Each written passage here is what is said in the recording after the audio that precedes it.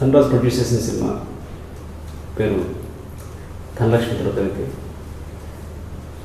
నాకు చాలా ఆనందంగా ఉంది, ఎందుకంటే ధనరాజ్ నేను స్ట్రగుల్లో చూశాను. అలాంటి ధనరాజ్ ఇప్పుడు ఒక సినిమా ప్రొడ్యూసర్గా మారి నాకు అన్నింటిలో చాలా హ్యాపీ అనిపించింది.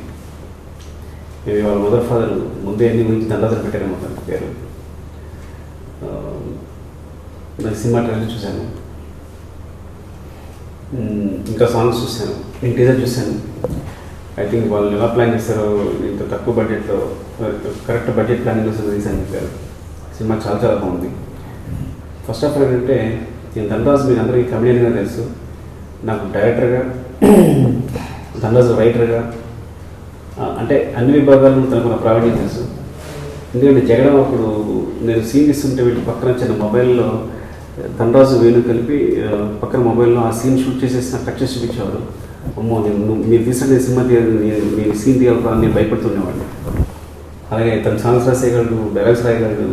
సో సినిమా సంబంధించి ఏ టెక్నికల్ అంటే ఏ శాఖ అయినా సరే తన ప్రావీణ్యం ఉన్నవాడు. కాబట్టి అలాంటి ధనరాజు నుంచి ఈ సినిమా వస్తుంది కాబట్టి మీరు అన్నీ ఎక్స్పెక్ట్ చేయొచ్చు. సో ఆ విషయం ఈ సినిమా పెద్ద సూపర్ కావాలని, సో ప్రొడ్యూసర్గా ధనరాజుని పెద్ద ప్రొడ్యూసర్ చేశారని, బోడంత ధనం వచ్చి పడిపోవాలని కోరుకుంటారు. ఈ సినిమా ఇక్కడ చేసినా సరే మీరు థియేటర్లో చూడండి.